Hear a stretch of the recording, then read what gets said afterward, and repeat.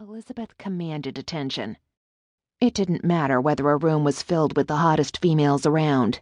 A guy would have to be either limp-dicked or dead not to notice her. Hair the color of his favorite red sports car, incredible blue eyes, creamy soft skin, and legs a man could only hope to have wrapped around him someday. And she showed it all off with practiced precision. She was a walking sex bomb with a wicked brain. A lethal combination. Gavin would be lying if he didn't admit to being tempted by Liz. But he never mixed business with pleasure, and he took his opportunities elsewhere. Liz had been a great agent, had locked him up tight with the St. Louis Rivers Major League Baseball team right out of college, and she'd worked her ass off to make him rich, get him product endorsements, and keep him in his position at first base. He never wanted to do anything to change that. Besides, he doubted Elizabeth was his type. Gavin was pretty damned particular about the women he chose, and ball-busting women like Elizabeth? Definitely not his type. But they needed to get a few things straight, and she could only avoid him for so long. The banquet was winding down, and most everyone was leaving. Liz was with Radell James and his wife, walking toward the main ballroom doors. Gavin shot out a side door and hung back, unobserved, while she said her goodbyes. She looked good tonight in one of her usual business suits. Black, which seemed to be one of her favorite colors, and tailored to within an inch of its life. The skirt hung just above her knee, and those shoes she wore played up her toned calves, too. She walked through the front doors of the hotel and outside with Radell and his wife. Gavin stepped outside unnoticed while Liz talked with Radell. Gavin stood in the background and watched until Radell and Tisha's taxi arrived. After they left, Liz leaned against the brick wall and closed her eyes. She looked tired, or defeated. Her guard was down. Time for Gavin to make his move.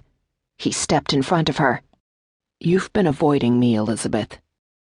Her eyelids shot open, and her eyes widened with shock. She started to push off the wall, but he pinned her there by placing his hand on the wall by her shoulder. There was a planter on the other side, so she had nowhere to go. "Gavin, what are you doing here?" "It's the sports banquet. You knew I was here. In fact, I'd say you danced around tables doing your best to not run into me tonight." She blinked. Her sweetly painted mouth worked, but nothing came out for a few seconds. He didn't think he'd ever seen her at a loss for words before. Her gaze darted from side to side like a cornered animal looking for escape.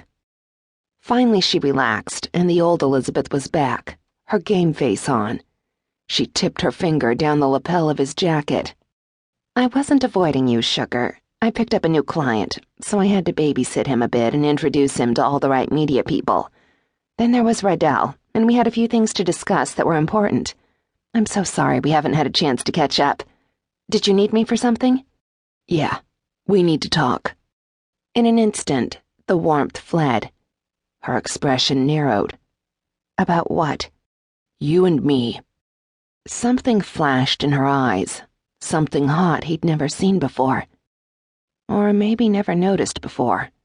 As soon as it was there, it was gone. Maybe he'd just imagined it. But Gavin didn't imagine things, and what he'd seen caused a tightening in his balls. It was like the kiss that night, throwing him for a loop and making him second-guess everything he thought about her. He'd always maintained his distance from Liz because they had a professional relationship. Besides, she didn't pay much attention to him other than in a professional capacity. She never fawned over him in the same way she did with a lot of her other clients. He figured she didn't have a personal interest in him, which suited him just fine since he had no problem finding women, and women had no problem finding him. But what he'd just seen in her eyes had been interesting. "You and me? What about you and me?" she asked. "You finished with all your client stuff?" She nodded. "Let's go somewhere and—" He skimmed his gaze down her body, lingering where her silk blouse lay against her breasts. He dragged his gaze back to her face, searching for a reaction. She swallowed, and the muscles of her throat moved with